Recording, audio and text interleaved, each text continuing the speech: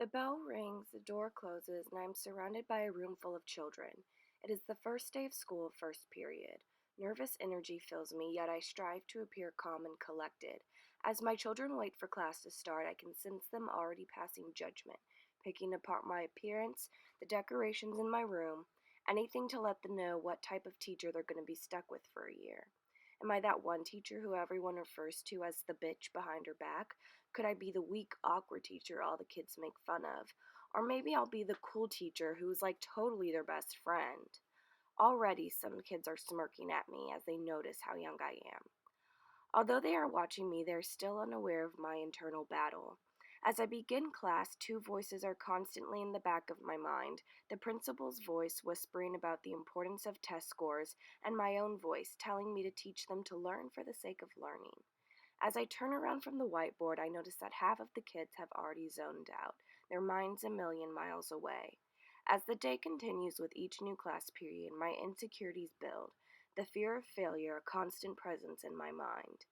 I can feel the pressure of all of my expectations worsen. It may only be the first day, but my thoughts are already focused on 2 weeks from now. How can I make class more interesting so that my students will actually want to pay attention? How can I get my students to respect me more? What lessons should I create? I am absorbed in thought as I walk into the teacher's lounge, yet I can feel the eyes of the veteran teachers on me.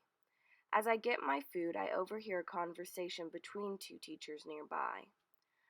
I can already tell my seventh period is going to be the worst. They are so annoying. I'll probably just put on tutorial videos for that class and get on my computer.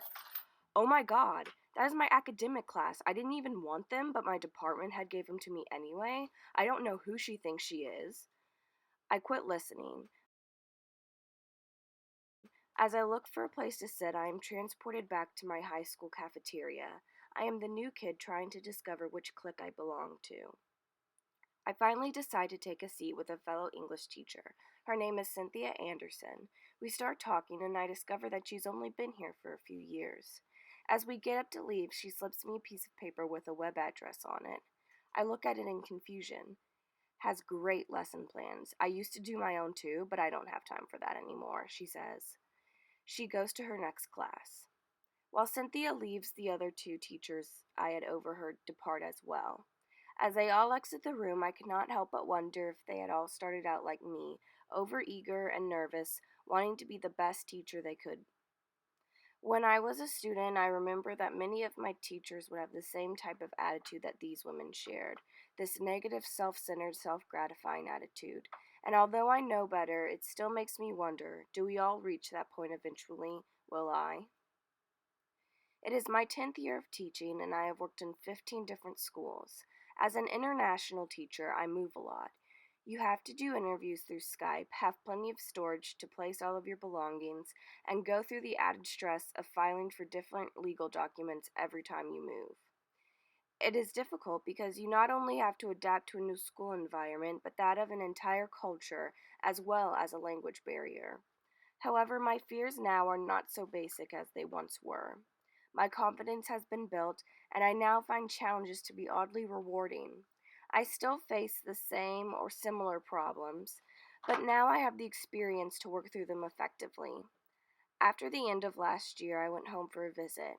As I was sitting in my parents' kitchen watching the local news, a segment popped up that caught my attention. It said, New District Superintendent Cynthia Anderson. One lesson I have learned is that there are Cynthias in every school and every education system. People who find loopholes around doing things yet still rise in the ranks. I used to worry that I would become like some of the veteran teachers, where my own selfish attitude got in the way of being the best teacher I could be. It is for this very reason that I came to define who I am as a teacher, not by how others think of me, but by the impact I have on my students. I have long since learned that concerns or fears are not a bad thing. They actually help make you stronger by pushing you to work harder and strive to be better.